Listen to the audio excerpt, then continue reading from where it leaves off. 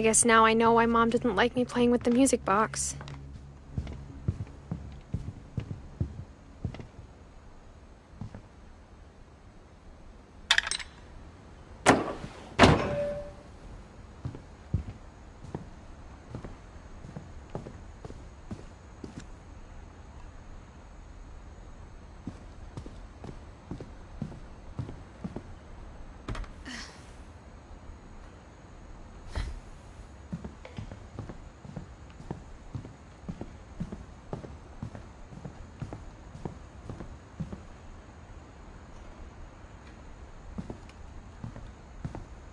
It's funny.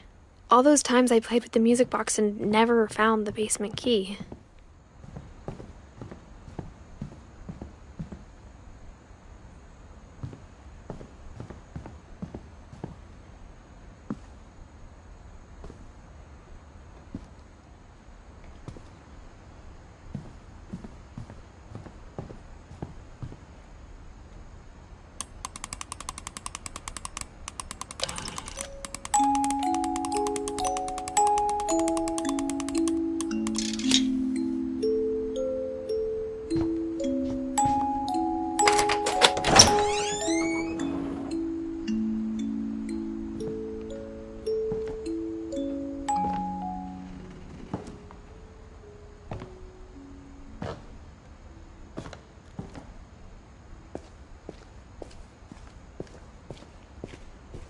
Mom said the basement was off limits, unless I wanted another tetanus shot.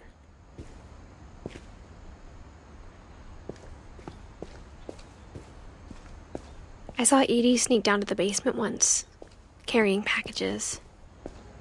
I thought maybe she was hiding presents. It turned out she was hiding a lot more than that.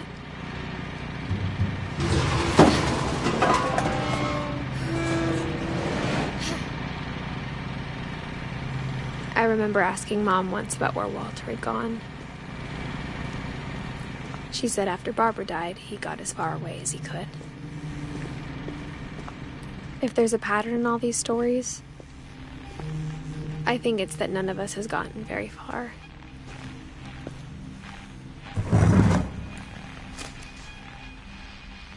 Goodbye, everyone. I can't believe I've been down here for 30 years. On that first day, after the shaking started, I didn't think I'd survive a week.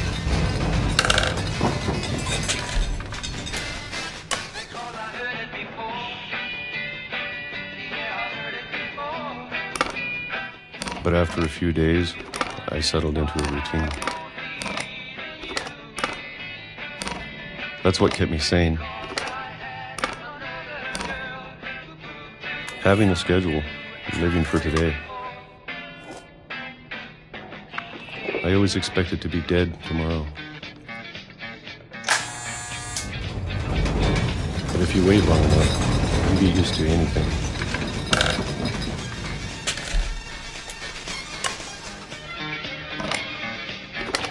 Even a monster on the other side of the door starts to feel normal. Almost friendly.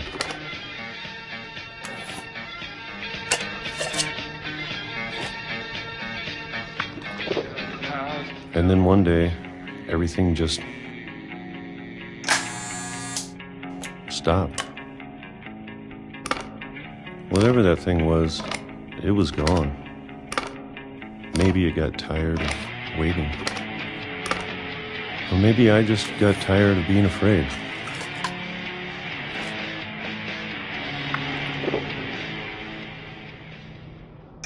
It's been a week now, the longest in 30 years. I'm done waiting. I have to leave while I still can.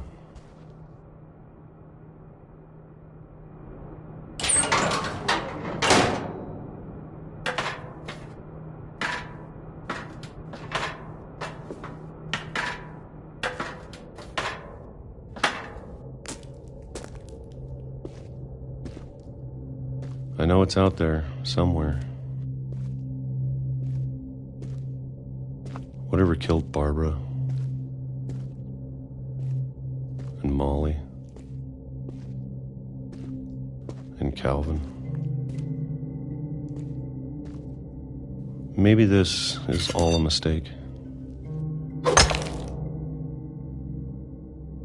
But I need to stop living the same day, even if it kills me.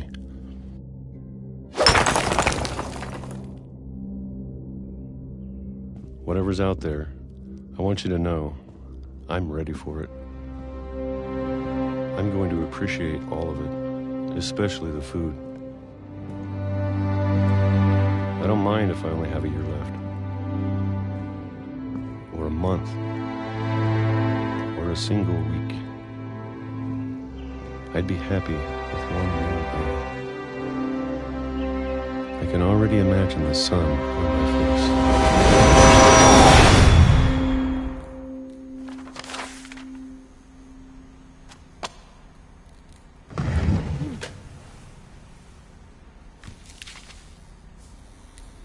Walter died when I was 6. I can't believe my mom never told me he was down here. I'm sure my mom was trying to protect me.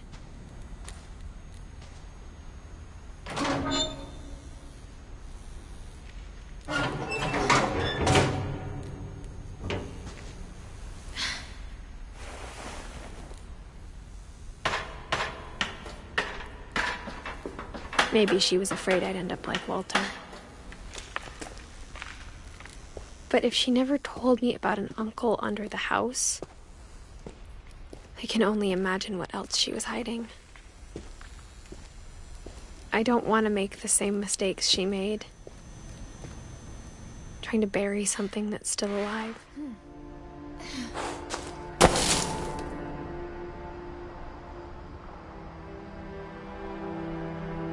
Now that there's only one of us left, or maybe 2, I thought it was time I heard the stories for myself and found out what happened to everyone else. But now I'm worried the stories themselves might be the problem. Maybe we believed so much in a family curse, we made it real.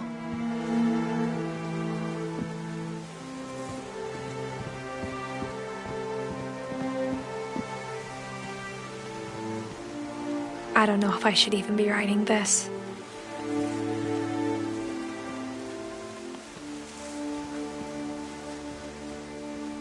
Maybe it'd be better if all this just died with me.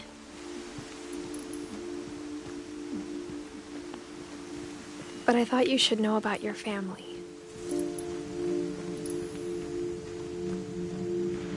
And the history you're a part of.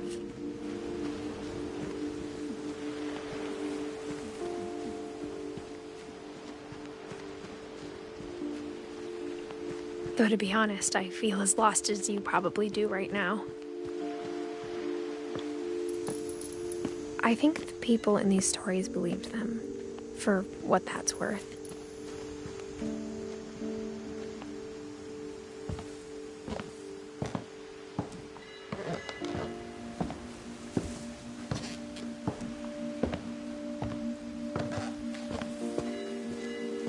And when you look at the house, that history of imagination and stubbornness and madness, any of it seems possible.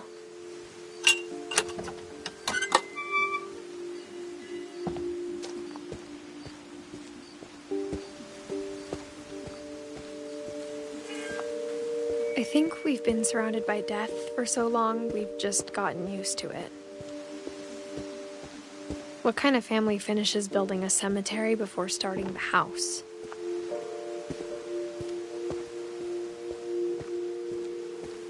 It's embarrassing for me to admit this, but the pet cemetery made me more uncomfortable than the human one. 3 of the gerbils are mine, and 2 had been my fault.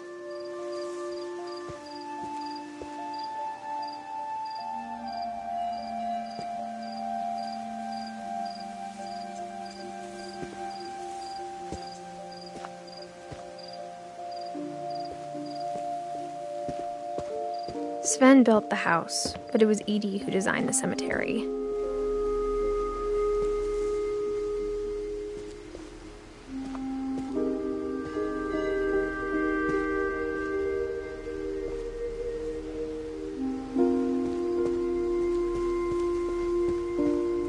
I'm sure Odin's monument had been Edie's idea. My mom was always trying to move on, but for Edie, the past never went away.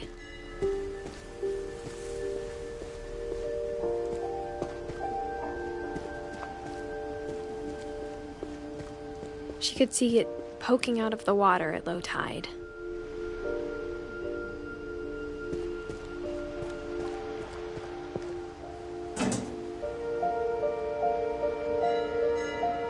Edie said she dreamed about the old house every night.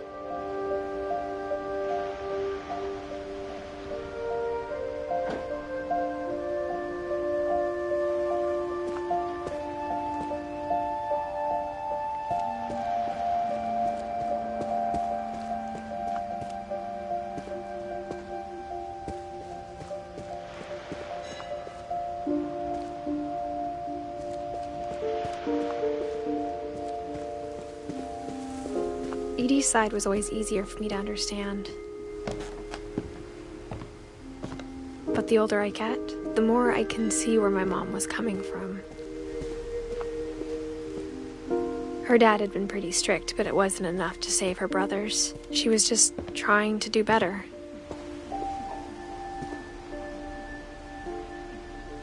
She lost 2 of her brothers, just like I did. I get why she tried so hard to protect us. There's so many things I wish I could ask my mom now. Part of me thinks this is what she wanted all along. For me to come back someday and find everything out for myself.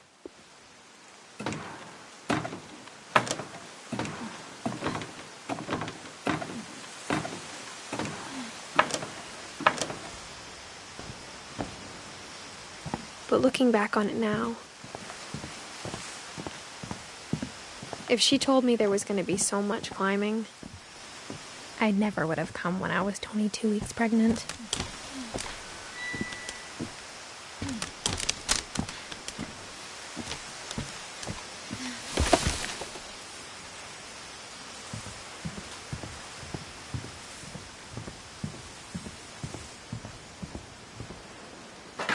I never met Grandpa Sam, but I think he and my mom had a lot in common.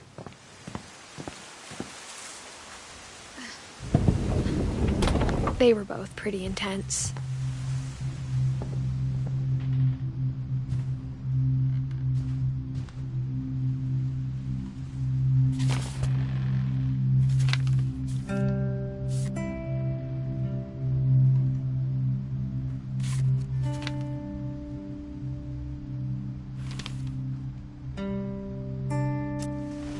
Dawn, I promise, you'll never forget this weekend.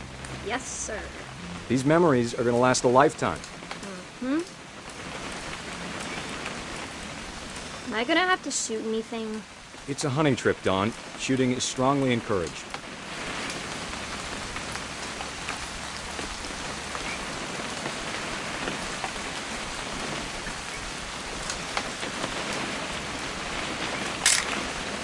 Shouldn't we be leaving?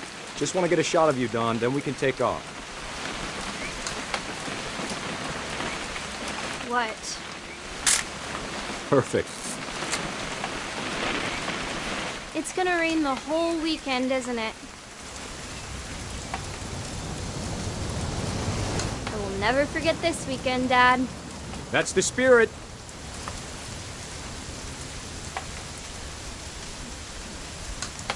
Smile, Dawn. Okay, got it. I'm gonna take some pictures, okay? Just be careful. That camera's older than you are.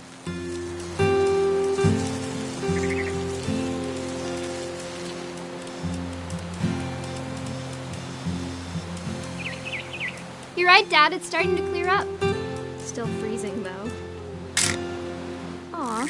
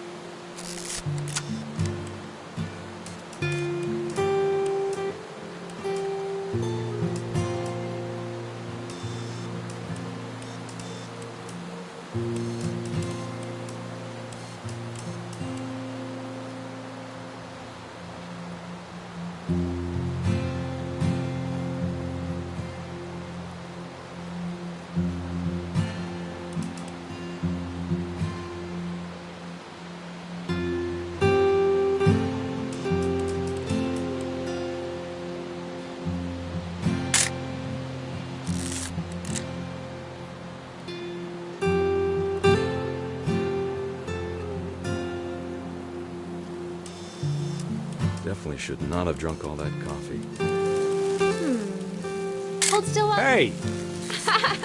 That's a keeper. I'm just saying, I'm not always gonna be here, Dawn.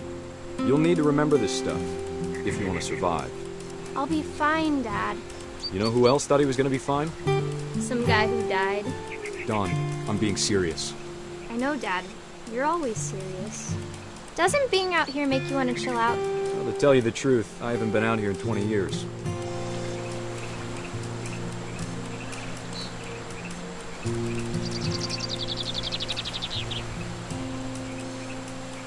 Last time I was with my brother Calvin. Man, that was a great trip. Your grandpa Sven taught us how... Dawn, don't you think you could find something more interesting to photograph? We found an old logging trail with deer everywhere. I bet if I could remember where that trail was, we'd spot a buck for you in no time. Dad! Good eyes, Dawn.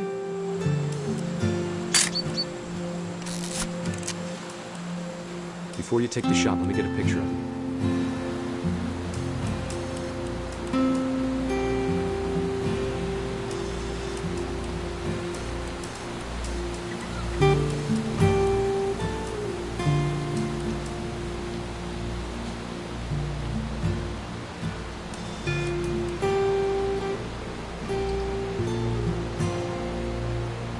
Dad, I...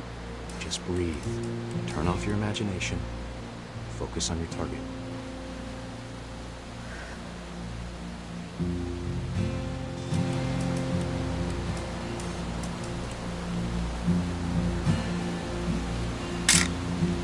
I'm over here, Dad.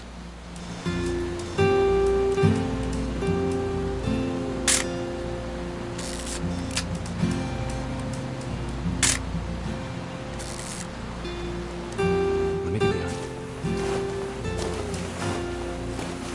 Do I have to do this? Dawn, you don't have to do anything. But if you want to survive, you'll need to be strong.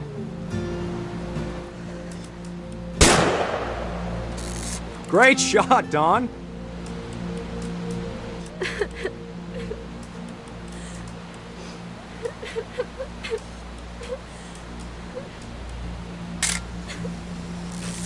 I'm proud of you, Dawn. Always remember that, okay?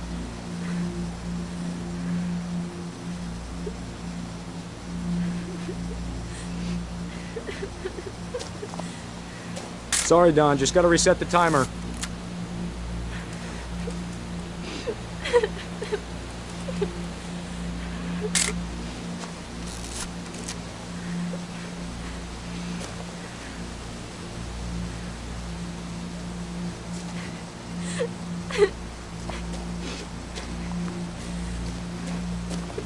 Hang on, kiddo. Just trying to get a shot of the two of us together.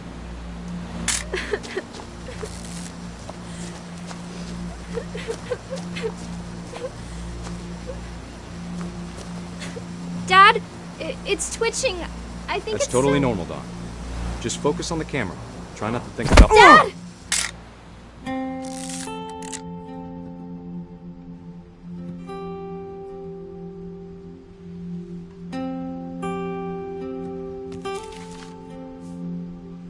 Of all these stories, that's the one I wish most that my mom had told me.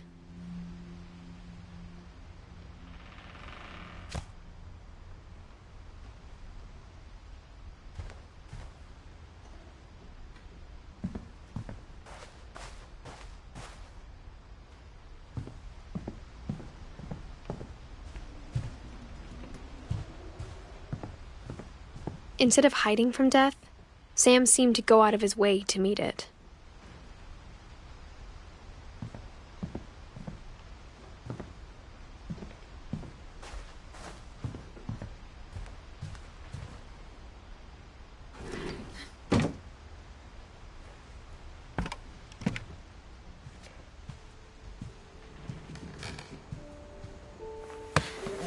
After Sam died, my mom and Edie got really close.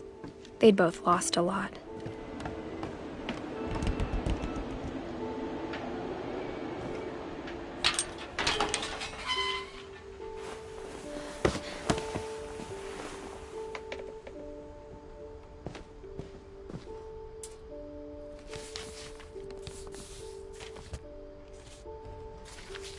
Dear Kay, do you remember the way Gregory used to laugh when he thought he was alone?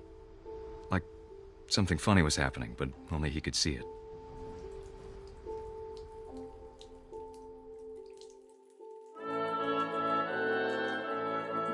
I think he saw things the rest of us don't.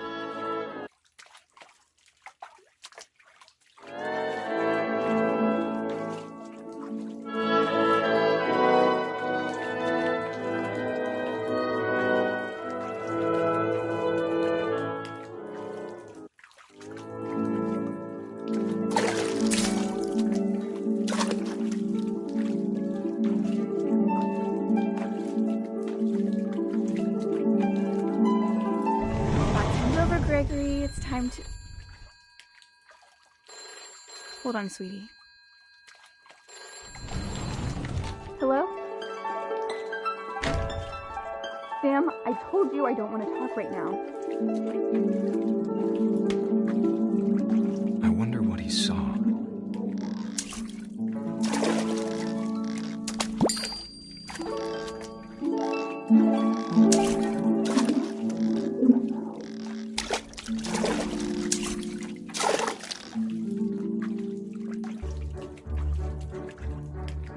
Reminded me so much of Calvin. Lost in his imagination.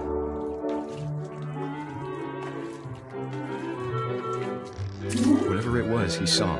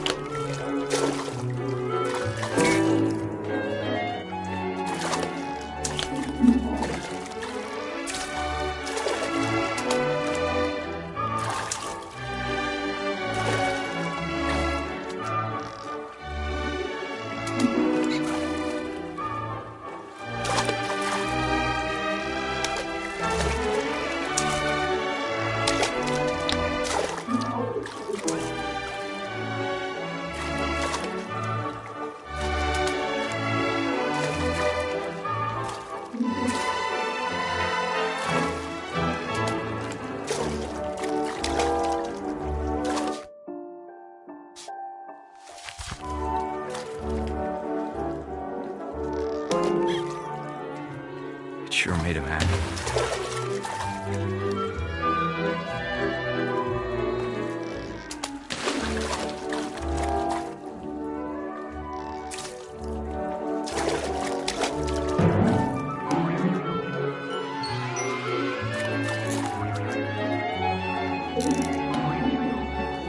I know how silly it sounds.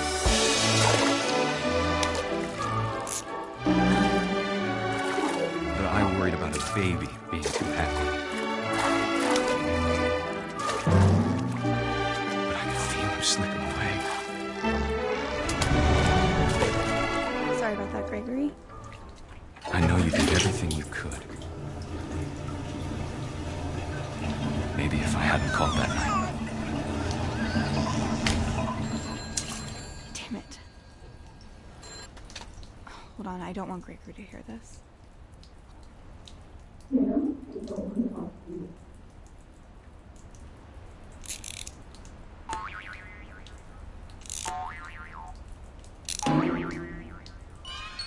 I wish he could have told us about the world he saw.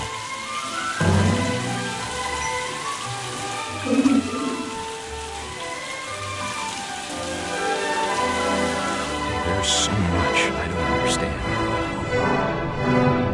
About Gregory. About everything.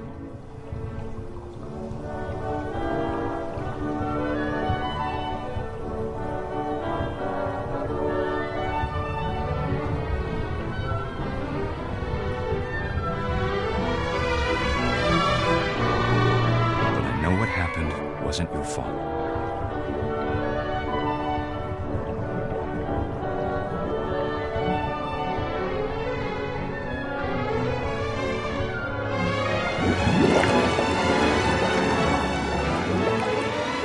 I'm sure he's happy. And he'd want you to be happy too. Good luck, Kay. Love, Sam.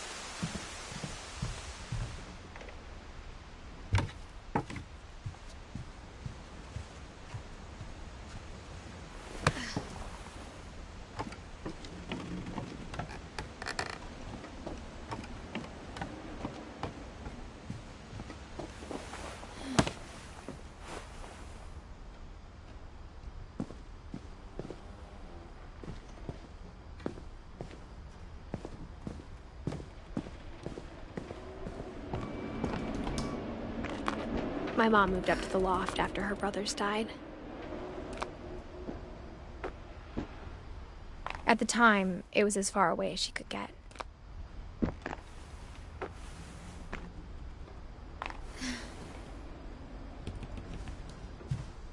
I can't imagine what it was like for her to lose 2 sons after she'd already lost 2 brothers.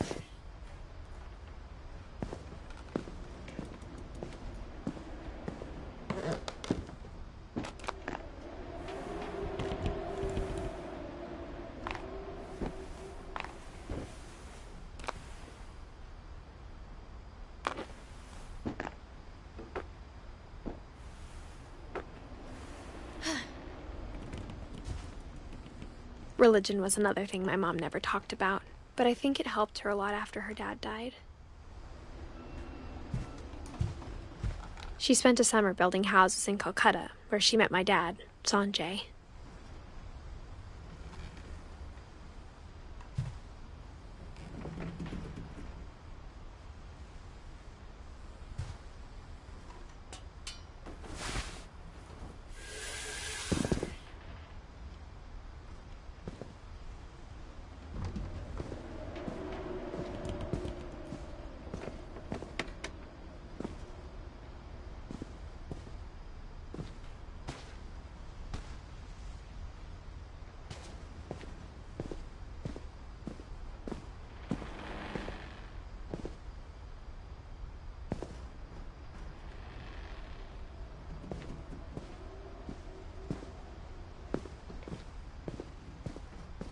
can't imagine my mom ever writing poetry, and yet... A poem for Gus, who always said the wedding was a bad idea. Our father never hit us kids, at least not very hard, before the day my brother said with teenage disregard that he'd be dead before he'd see a wedding in our yard.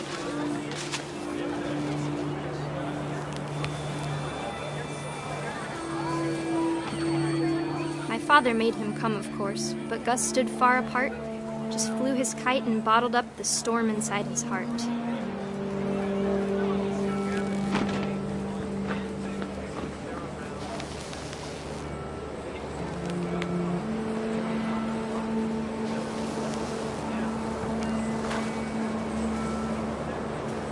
I tried to talk him out of it, but though he'd never met her, "We don't need a stepmom," were the words that I now pronounce you husband and wife.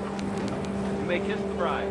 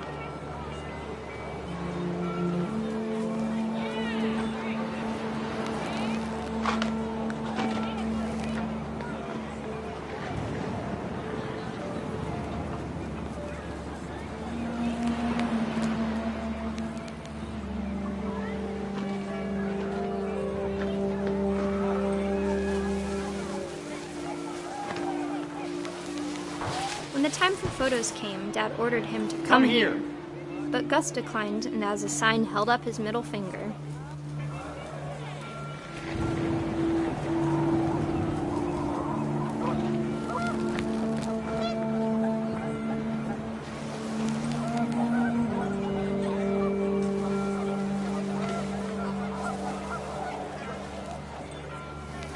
The wind picked up, and panicked geese appeared and quickly went.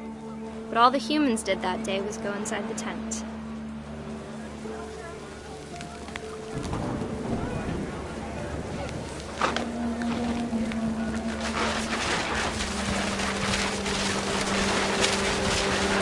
The rain came down in buckets then, but no one seemed afraid that nature might destroy the tent our dad had crudely made.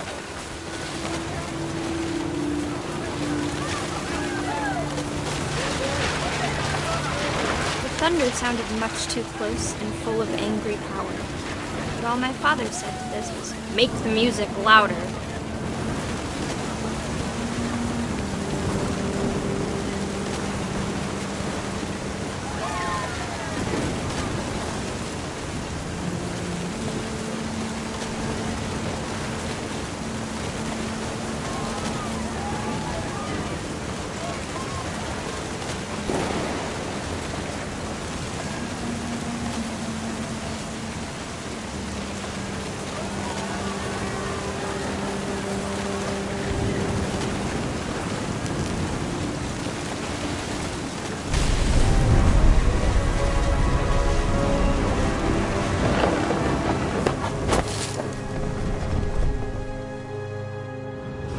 I wish that I could truly say I thought about you on that day.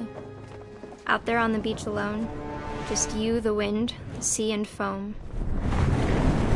But I didn't, until we found you.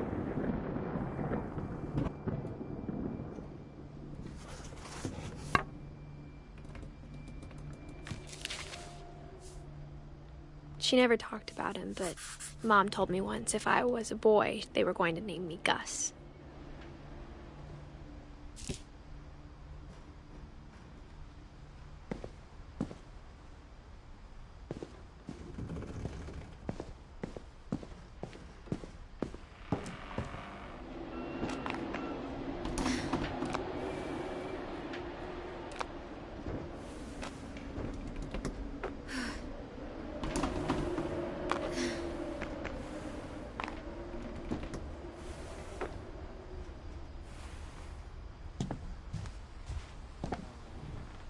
My mom moved to India a week after graduation and got a job teaching English. Louis was born a year later. When my dad died, I don't think Mom knew where else to go. I'm sure Edie was happy to have her back. The house had to get a little bigger, but Edie was used to that. And for a while, things were good. Almost normal, but it didn't last. The beginning of the end was Milton's 10th birthday, when Edie gave him a castle.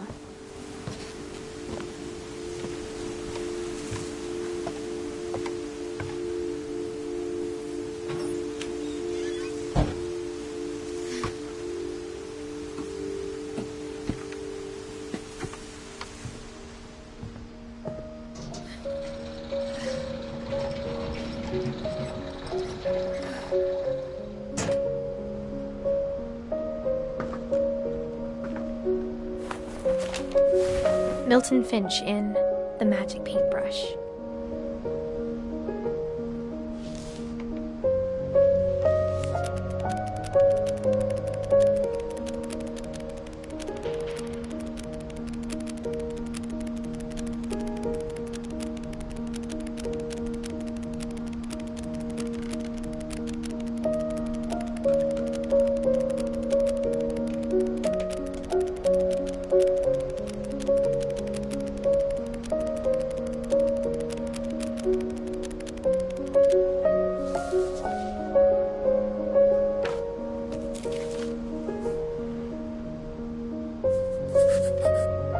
I was 4 when Milton disappeared.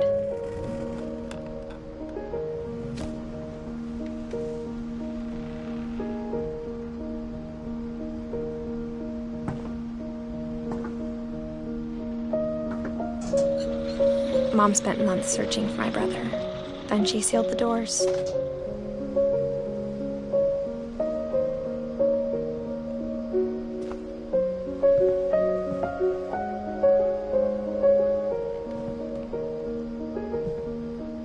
Whatever Milton had found in the house, Mom didn't want it getting out.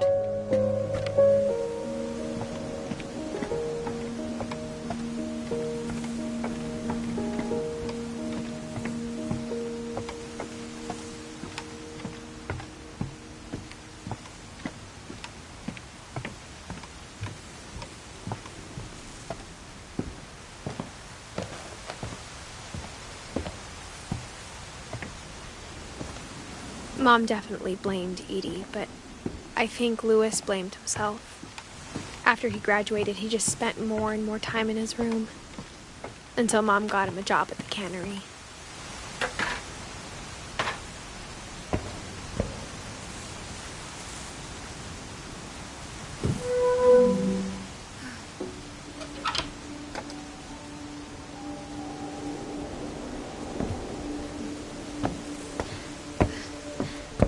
Louis's room smelled very, very familiar.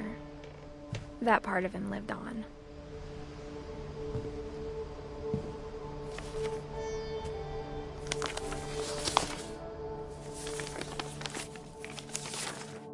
Dear Mrs. Finch, as Louis's psychiatrist, I can understand your desire for an explanation.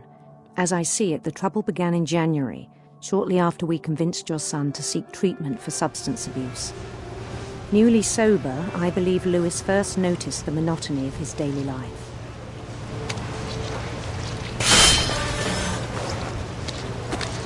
He kept working at the cannery, but he withdrew part of himself. In our sessions, I saw the same behavior. His mind began to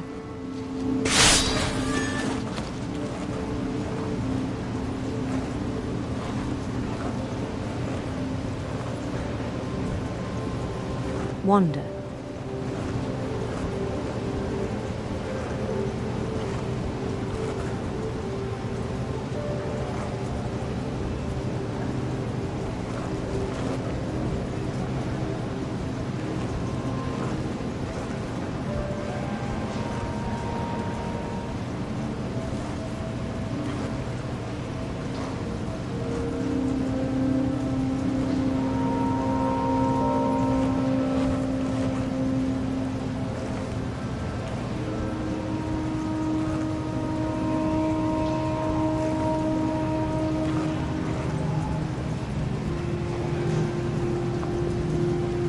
I asked him to describe it. He said he started small, imagining a labyrinth.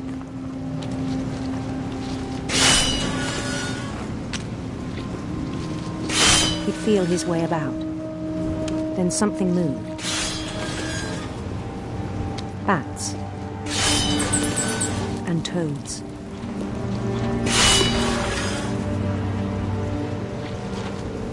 And things that have not names.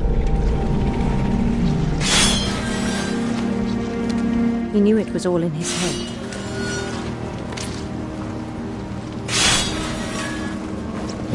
But he took it very seriously. I had hoped he'd find himself.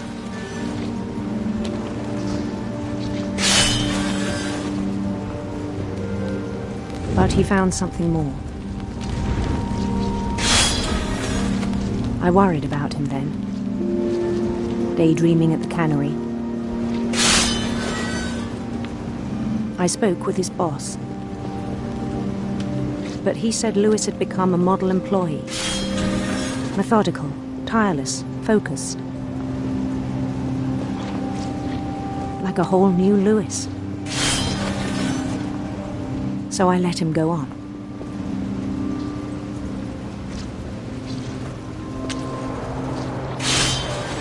I even encouraged him. It seemed very promising at first. He told me he'd made a new friend.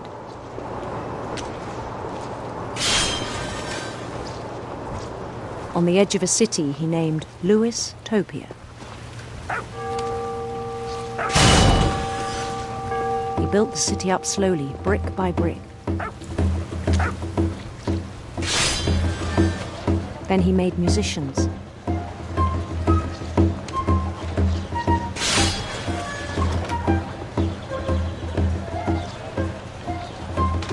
And songs for them to play.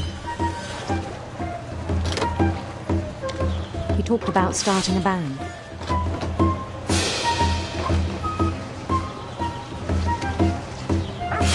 And he was always humming something.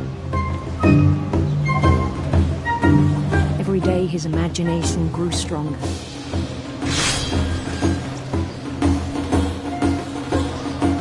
He no longer spoke at the cannery. But his chopping was as reliable as ever. Then one day it struck me that all the cheering crowds, even the stones under his feet, were all in his imagination. So he could do whatever he wished.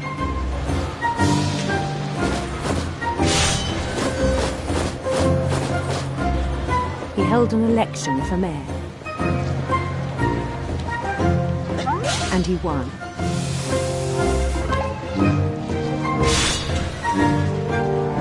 They begged him to stay, but his mind was already wandering. It became a game for him.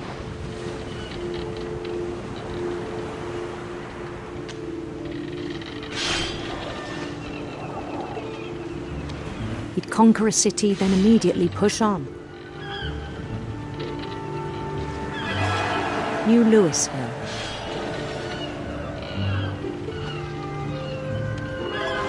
St. Louis. He started drifting away from our reality.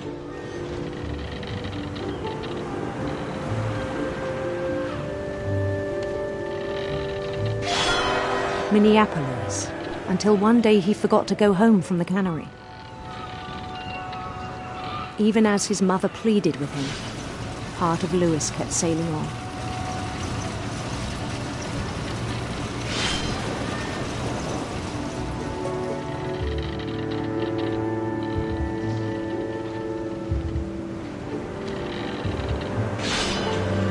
In Lewisburg, he heard rumors of a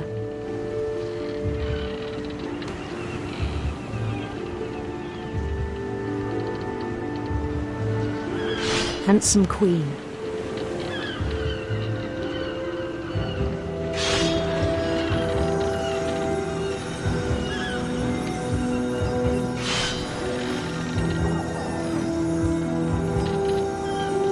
The Queen was on her own quest for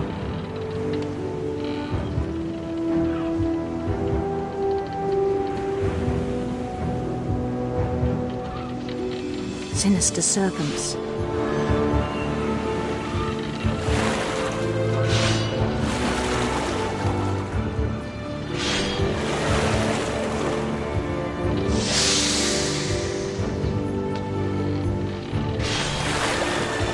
He followed the sound of her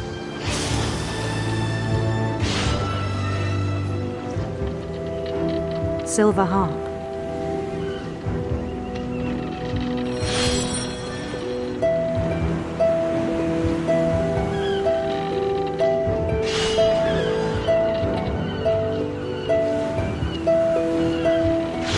His chase led him to a golden palace east of the sun and west of the moon. Even then, his logic remained sound.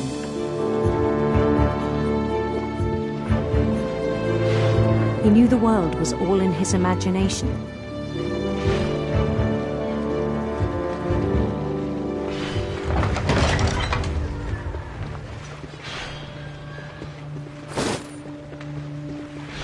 But he was so proud of having created it. In his own eyes, he'd become something greater than a king.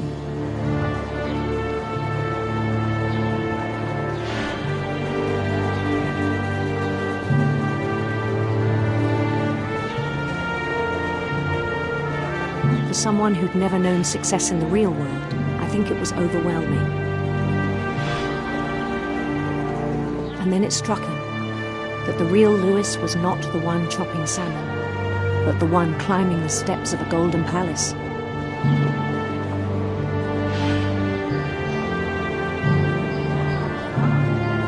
My imagination is as real as my body, he told me. It was hard to argue with him.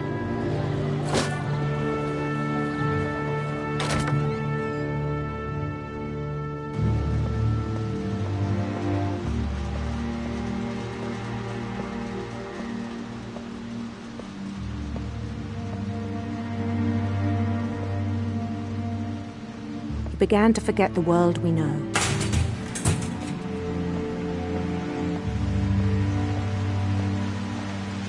I think it pained him to remember Lewis, the cannery worker.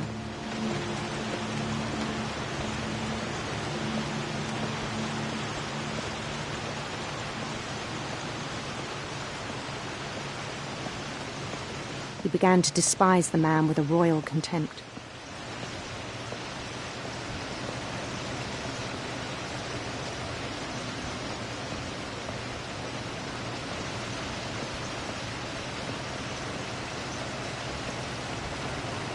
I still thought I could save him.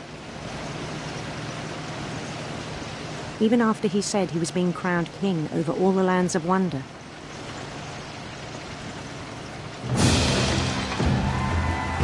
The palace would be packed with his companions.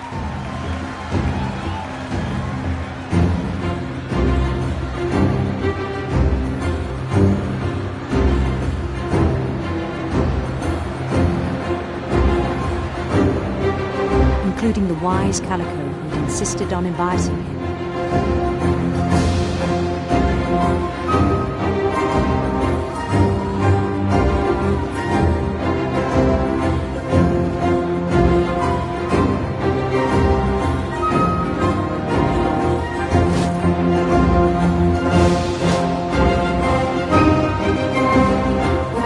His queen waited, holding his crown.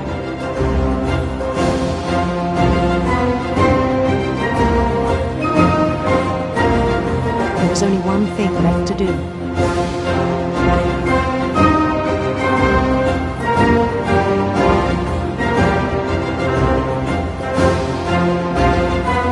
Bend down his head.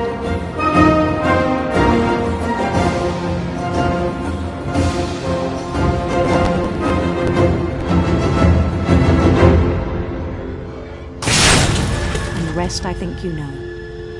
Mrs. Finch, your son was a kind man who will be missed by all of us who knew him.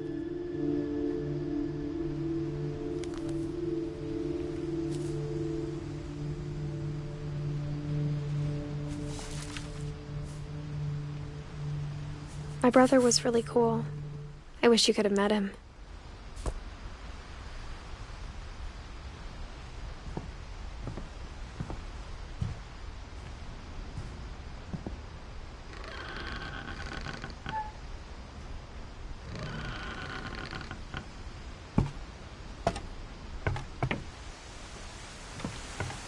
On the way back from Lewis's funeral, my mom told me to start packing. She waited until the day before we left to tell Edie. I'm not sure if she wanted to make it easier or harder. I wish we'd stayed.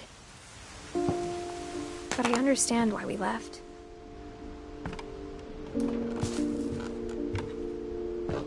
My mom ended up leaving everything behind. What happened that night had been coming for a long time. Maybe it should have come sooner.